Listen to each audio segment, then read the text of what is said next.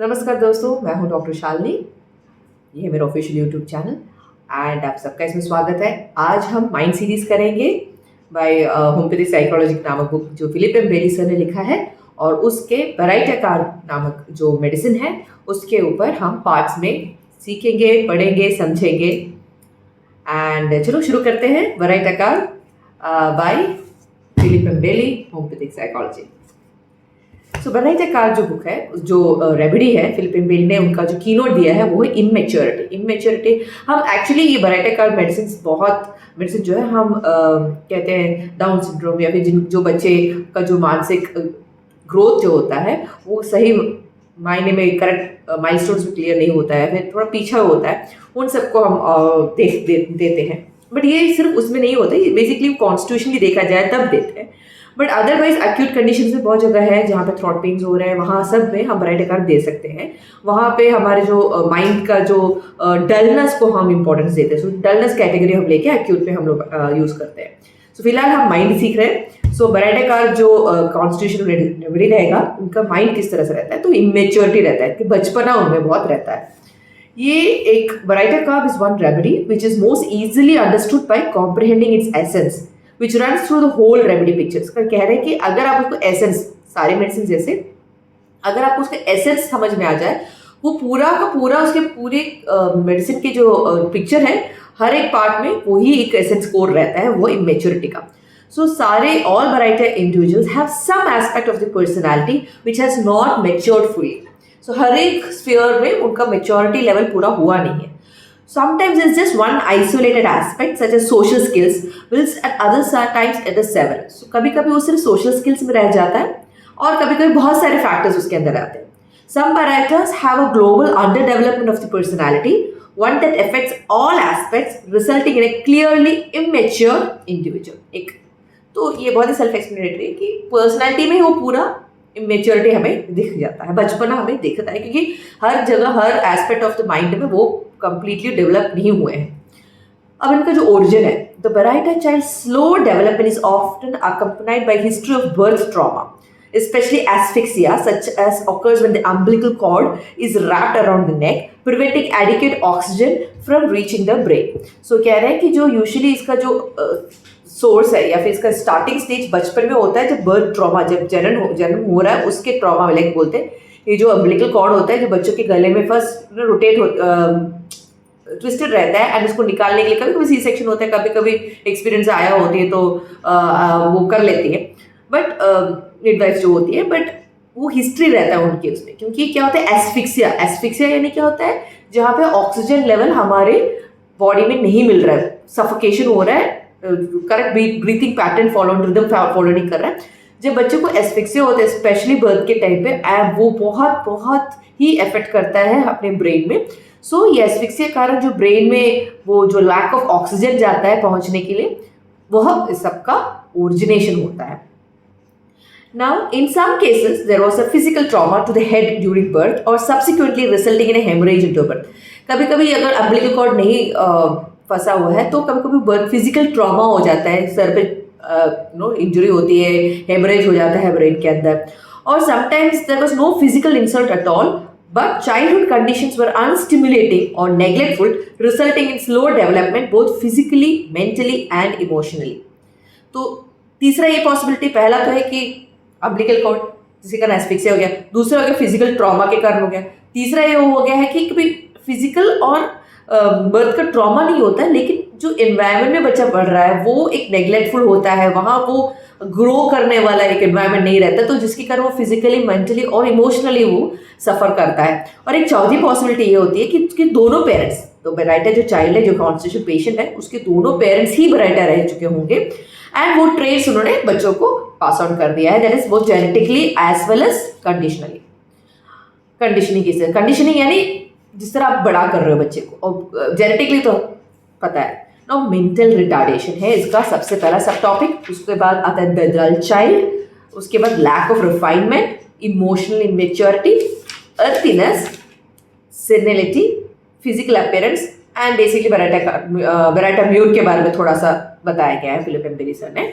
सो आज हम देखते हैं मेंटल रिटार्डेशन को कवर करने की कोशिश करते हैं।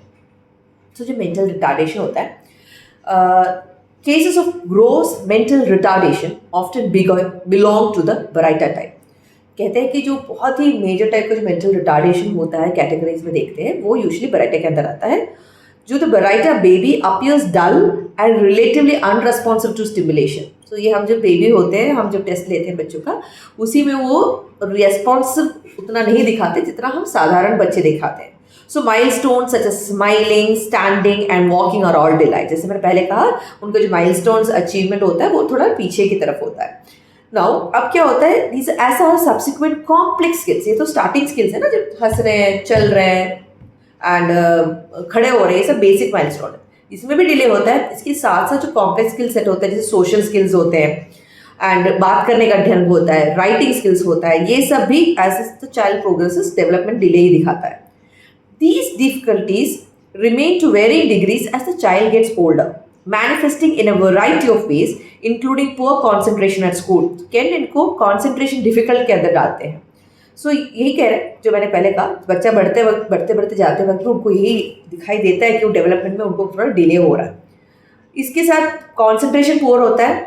जब कॉन्सेंट्रेशन पुअर होता है, क्यों होता है? क्योंकि जो बोल रहे हो समझ में नहीं आता, तो कॉम्प्रिहेंशन भी पुअर हो जाता है, डिसलेक्सिया हो जाता है, लिखने में गड़बड़ी करना हो जाता है, बिहेवियर एब्नॉर्मलिटी. ये सब देखो एक्चुअल लिंक रहता है. ये जो कॉन्सेंट्रेशन डिफिकल्टी के कारण सिर्फ मेरे हिसाब से वो हमेशा तब शुरू होता है जब वो समझ नहीं पाता एक बच्चा. अगर उसको वो चीज़ इंटरेस्टिंग लग रही है, उसे समझ रहा है, तो उसको कॉन्सेंट्रेशन लगा रहता है. बट जब चीज़ कॉम्प्रिहेंशन में प्रॉब्लम आने लगती है कि वो क्या बोल रहे हैं, टीचर क्या बोल रहे हैं, या फिर जो भी सब्जेक्ट सिखा रहे हैं, दिखा रहे हैं, उसे समझ में नहीं आता, तो डिस्ट्रैक्ट हो जाता है. इसके कारण डिसलेक्सिया वो ऑटोमेटिक दूसरा कंडीशन है जिसमें डिसलेक्सिया का मेंटल डेवलपमेंट या मेंटल डलनेस के साथ रिलेशन नहीं है. ध्यान रहे, क्योंकि ऐसे बहुत सारे लोग हैं जो बहुत ही हाईली इंटेलिजेंट रहते हैं बट उनको डिसलेक्सिया नामक की कंडीशन होती है, जहाँ पे वो लिखने में बदलाव कर लेते हैं, वर्ड्स बदलाव करते हैं. सो ये सब आपने तारे ज़मीन पे देखी होगी मूवी, एंड आप भी जानते होगी कि हमारे जो अमिताभ बच्चन के बेटे अभिषेक बच्चन है, उन्होंने भी कहा है उनको डिसलेक्सिया नामक का कंडीशन था. ये कंडीशन है, रह चुका है. सो ये जो चीज़ है ये बराइटा में है, डजंट मीन जो उसको डिसलेक्सिया है वो उसको बराइटा कर दिया जाए, क्योंकि बराइटा कर थोड़े डलनेस वाले होते हैं, बट डिसलेक्सिया जो सबको होता है नॉट नेसेसरली वो डल लोग हों. सो ये बात में ध्यान रखें कि डिसलेक्सिया इसमें है, doesn't mean it is applicable for everybody. So जैसे कहा, कॉम्प्रिहेंशन प्रॉब्लम होता है, उसके बाद कॉन्सेंट्रेशन का हो जाता है, लिखने में थोड़ी गड़बड़ हो जाती है, एंड जब बच्चा फ्रस्ट्रेट हो जाता है तो बिहेवियरल प्रॉब्लम भी हो जाता है, क्योंकि वो एक्सप्लेन नहीं कर पा रहा है कि वो समझ क्यों नहीं रहा है. सो प्रेशर हर जगह से हो रहा है.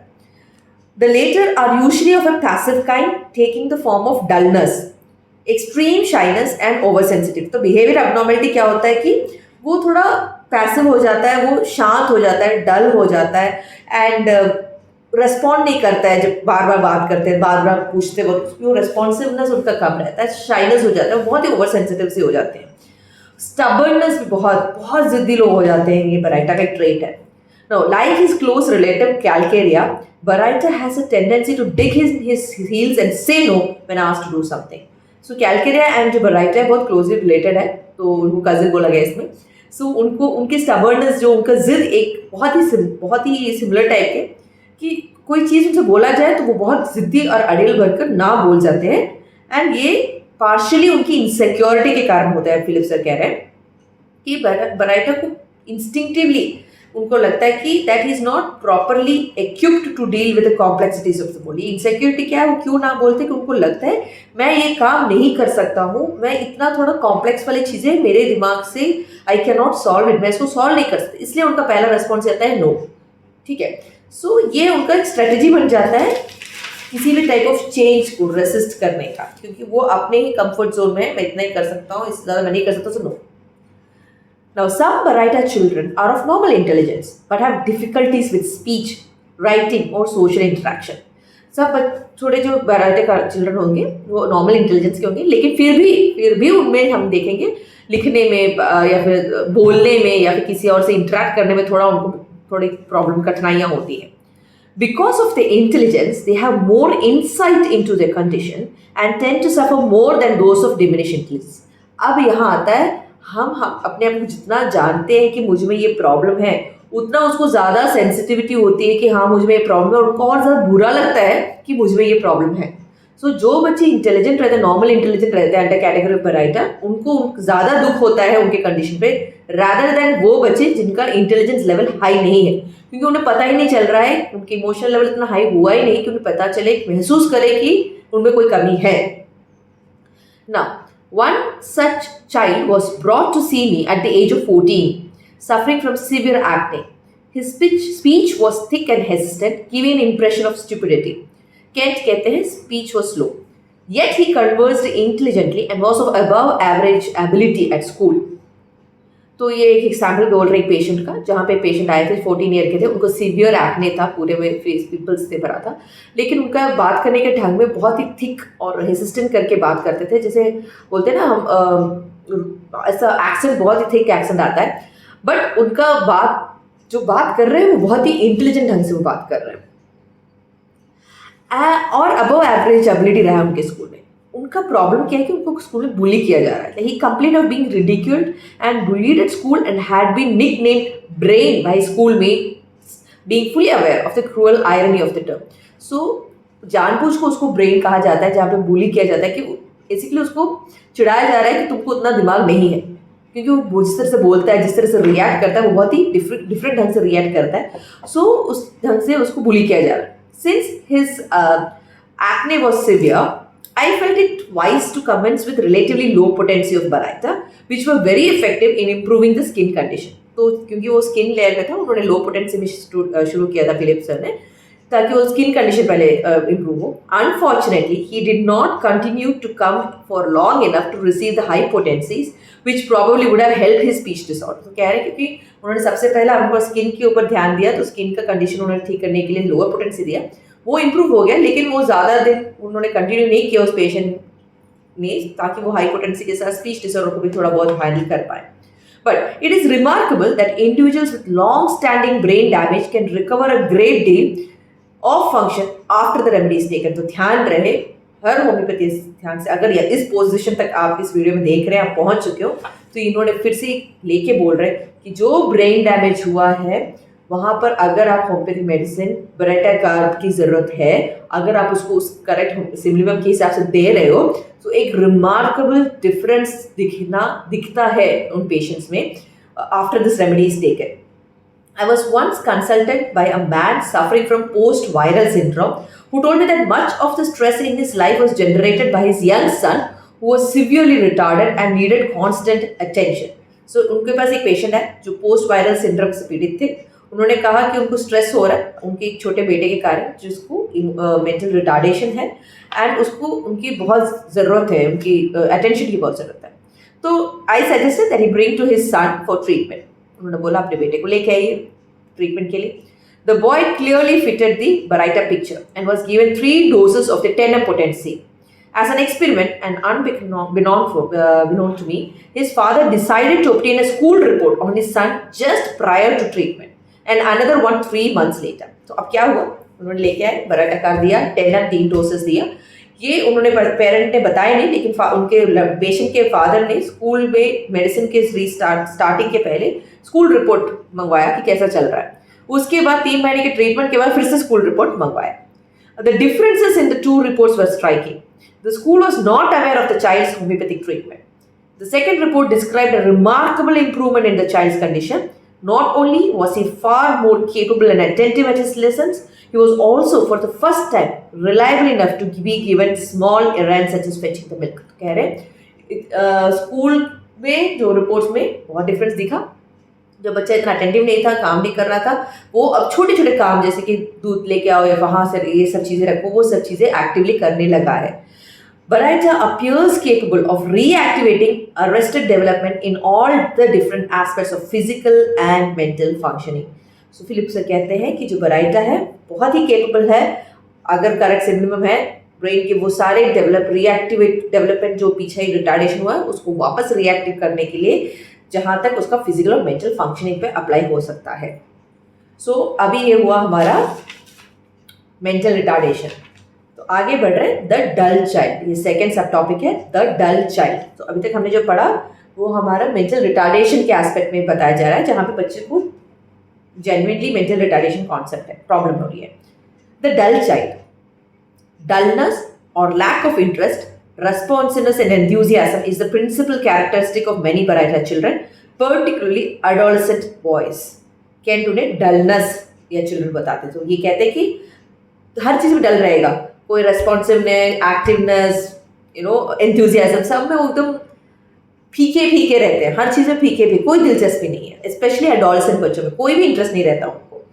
These children often have no organic brain dysfunction and no impairment of intelligence. ध्यान रहे, जो डल चाइल्ड के अंदर जो बराइटा के कैटेगरी आता है, वो बच्चे जो है मेंटली उनमें कोई रिटार्डेशन नहीं दिख रहा है, ठीक है, कोई इम्पेयरमेंट नहीं है इंटेलिजेंट में, बस वो फीके हैं, वो थोड़े डल रहते हैं और एपैथेटिक उन्हें इंटरेस्ट नहीं रहता है, किसी से बात करने में दिलचस्पी नहीं रहती है, बट बहुत जिद्दी रहते हैं।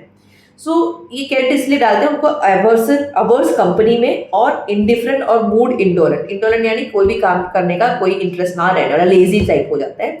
और जो अवर्स कंपनी पसंद नहीं करते क्योंकि उनसे किसी से बात करने का पसंद ही नहीं आता है। बट ध्यान रहे, जो कैटेगरी ऑफ बराइटा का डल चाइल्ड के अंदर आ रहे हैं, उनका मेंटल रिटार्डेशन नहीं रहता, उनको कोई फिजिकल रिटार्डेशन नहीं रहता है, बस वो थोड़ी डल रहते हैं।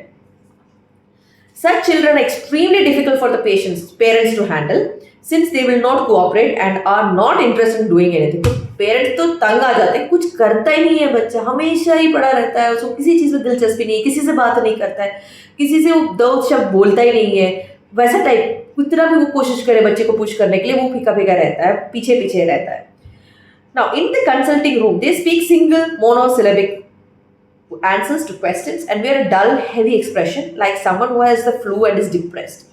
So अब क्लिनिक में कैसा रहता है बच्चा बहुत ही डल से रहता है, जो क्वेश्चन पूछा जाए तो उसका सिर्फ एक शब्द में उत्तर दे देता है, और दिखते हुए हमको लगता है कि या तो उसे बुखार है या फिर बहुत ही डिप्रेस्ड है बच्चा, उस टाइप का उसका फेशियल एक्सप्रेशन रहता है।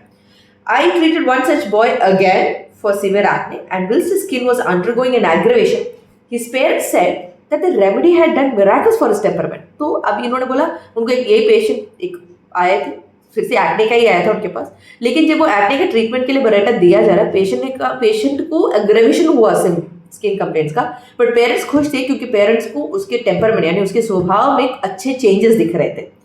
पहली बार 10 साल में वो एनिमेटेड यानी अपने एक्सप्रेशंस के साथ बात करता है, बहुत पोलाइट और कोऑपरेटिव रहा और अपने हॉबीज में फिर से इंटरेस्ट आने लग गया उसको, ठीक है, क्योंकि इसमें फिजिकल और मेंटल रिटार्डेशन नहीं था। तो ये एडोलेसेंस के पीरियड में हार्मोनल शिफ्ट में हुआ चेंजेस था। सो वापस वो पहले जैसे एनिमेटेड होकर बात करता था, वो पोलाइट था, जिद्दी नहीं था, सबकी बातें सुनता था और उसको जो इंटरेस्ट है वापस इंटरेस्ट आते, पेरेंट्स बहुत खुश थे। This change was evident in the consulting room में। कंसल्टिंग रूम में बच्चे में डिफरेंस दिखा, जहाँ पे उसका चेहरा भी खुशी दिखता था एंड स्पीच भी बहुत आगे बढ़कर वो बात करने की कोशिश कर रहा था। These dull Baraita children must be differentiated from Calcarea and sulfur types who can appear very similar. तो ध्यान दें, पहले हमने कहा बराइटा जो है कैलकेरिया से बहुत सिमिलर है एंड कैलकेरिया और सल्फर का जो भी रिलेशन भी है हमारा जो सोरा का है। सो ये जो बराइटा चिल्ड्रन है डिफ्रेंशिएटेड कैलकेरिया और सल्फर के साथ डिफ्रेंशिएशन जरूरी है इस स्टेज ऑफ लाइफ में, क्योंकि बहुत फिजिकली और टेम्परामेंटली बहुत क्लोज मिमिक करते हैं। In Baraita, the dullness is generally more constant and impenetrable. The dull, lazy sulfur child will become animated when he is pursuing a pet interest, such as a particular game or an idea, and then lapse into indolence when it's over. ठीक है, so sulfur patient कैसे रहता है, sulfur adolescent child कैसे रहता है, फिर से बोलती हूँ, sulfur adolescent child typical teenage बच्चे जैसा रहता है, जो उसको पसंद रहता है वो करता है, बहुत एनिमेटेड बहुत इंटरेस्टिंगली करता है, एंड जैसे वो अपनी पसंदीदा काम छोड़ देता है वो फिर से लेजी बनता है, मुझे नहीं करना कोई भी काम टाइप एटीट्यूड लाता है। बराइटा वैसा नहीं है, वो उसका हर एक काम में इंडोलेंट से आलसी होता है, डलनेस फीलिंग दिखाता है और जिद्दी होता है, और उसको उस दीवार को हम तोड़ नहीं सकते ऐसा फीलिंग होता है। Furthermore sulphur has a more self confidence than baryta. Sulphur बच्चा सेल्फ कॉन्फिडेंट रहता है। Baryta child is not only dull but also shy, timidity रहती है। In the consulting room he will avert his eyes from the gaze of the homeopath, usually looking down at the floor. The dull sulphur child is not afraid but simply bored and defiant. He will look at you without fear when questioned, but his answer will still be short and often evasive since he is not interested in cooperating. So बताते दो picture कैसा बना हमारा ऐसा picture बना। पहला एक है बराइटा चाइल्ड, एक है सल्फर चाइल्ड। सल्फर चाइल्ड जो होता है वो डल होता है क्योंकि उसको जिद्दी है, अड़ियल है और उसको मूड नहीं है। तो ये नहीं कि वो अब डॉक्टर के से आंख नहीं मिलाएगा, डॉक्टर से नज़र मिला के बात करता है। सल्फर, ठीक है, सल्फर जो चाइल्ड रहता है डलनेस के साथ जो प्रेजेंट करता है, आंख मिला के बात करता है। भले वो मोनोसिलेबल एक एक वर्ड में बात करेगा, लेकिन वो सेल्फ कॉन्फिडेंट है तो बिंदास होके बात करता है। एंड छोटा इसलिए बोलता है क्योंकि उसको खत्म करना टॉपिक, ज़्यादा कॉपरेट नहीं करना है। बराटा वैसा नहीं है, बराटा नज़र मिलाने से डरता है, वो कुछ शाई रहते हैं, वो नीचे देख के बात करते हैं, आंसर देखते हैं, इधर उधर देख के बात करते हैं, उनको सामने से देख के बात करने में थोड़ी झिझक सी फीलिंग होती है एंड डलनेस रहता है। और जो कैलकेरिया होता है, जो कैलकेरिया बच्चे होते हैं वो एपैथेटिक एंड अनकोऑपरेटिव रहते हैं, but seldom do to the extent as baryta. पर हमको थोड़ा सा लगता है कि वो थोड़ा डिफरेंट है, बट लेकिन बराटा के जितने उनका डिफरेंस या फिर अनकोऑपरेटिवनेस नहीं रहता है। तो जो डल चाइल्ड कैलकेरिया चाइल्ड होता है, फिर भी वो सोशल एनिमल रहता है, यानी अपने दोस्तों के साथ वो मजे ले लेता है, मस्त रहता है, बट घर में अपने पेरेंट के सामने या फिर जिसके साथ वो शायद से जिसके साथ ज़्यादा क्लोज हो, जिसके साथ उसको ज़्यादा बात करने का मन नहीं करता है, तो उनके साथ वो बहुत दुखी रहने की कोशिश करता है, क्योंकि उसको अपने पेरेंट्स के साथ वो बगावत करने की फीलिंग होती है। तो इसलिए पेरेंट्स के साथ वो बड़ा दुखी या फिर आलसी या फिर डल के या फिर उदास चेहरे के साथ घूमता है, लेकिन दोस्तों के साथ मस्त रहता है कैलकेरिया। सल्फर जब उसके पसंदीदा हॉबीज आते हैं, एक्टिवेट हो जाता है, एनिमेटेड हो जाता है, फिर वो फिर से डल होता है। बराटा कहीं पे भी एक्टिवेटेड नहीं होता, हर जगह वो डल ही रहता है, कुछ भी कर लो वो डलनेस का डलनेस ही रहेगा। There is some shyness, but not nearly to the extent as Baraita, who will remain suspicious of a stranger long after Calcarea has accepted him. Baraita का जो एक पर्सन को एक्सेप्ट करने का तो बहुत टाइम लगता है, Calcarea तो फिर भी जल्दी एक्सेप्ट कर लेता है comparatively. Another child who may be mistaken for the dull Baraita child is Natrum euratica.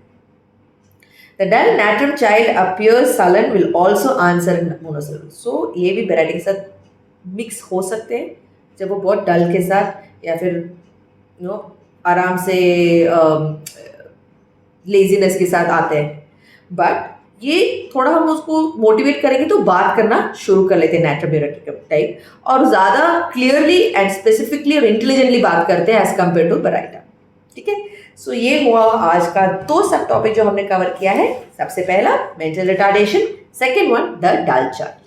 सो ये हमारे पार्ट 1 में हम यही कवर कर रहे हैं। नेक्स्ट पार्ट 2 में हम लैक ऑफ रिफाइनमेंट और इमोशनल इमेच्योरिटी क्लियर करेंगे, एंड थर्ड पार्ट में बाकी हम निपटालेंगे।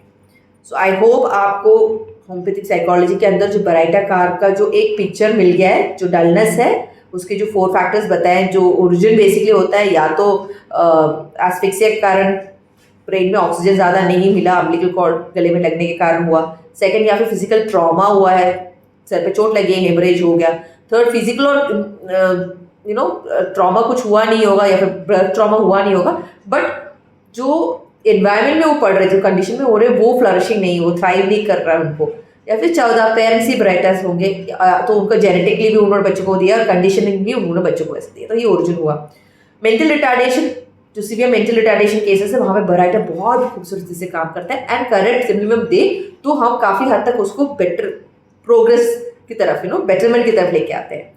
डल चाइल्ड जो होता है वो बेसिकली शिफ्ट ऑफ एडोलेसेंस में ज़्यादा देखे जाते हैं, जो पहले अच्छे खासे होते हैं बट हार्मोन चेंज में सबका कुछ कुछ बदलता है, तो इन बच्चों को ये होता है। बट मिक्स किसके साथ होता है? Sulphur and Calcarea, and last में नेट्रम। कैलकेरिया के साथ ज़्यादा उसका सिमिलैरिटी है, सल्फर और नेट्रम के साथ बाद में आता है। तो उम्मीद करती हूँ आपने वीडियो के एंड तक देखा है, एंड कुछ भी डाउट हो प्लीज़ कमेंट्स में आप पूछ सकते हैं, एंड सब्सक्राइब कीजिएगा, लाइक कीजिएगा एंड शेयर कीजिए उन सारे होम्योपैथ बच्चे जो सीख रहे हैं, जिनके पास ये बुक है, जो रिवाइज करना चाहते हैं, या जिनके पास वो बुक नहीं हो और इसके ज़रिए आप समझना चाहते हैं। सो अंटिल नेक्स्ट टाइम, आप लोग अपना ख्याल रखिएगा। धन्यवाद।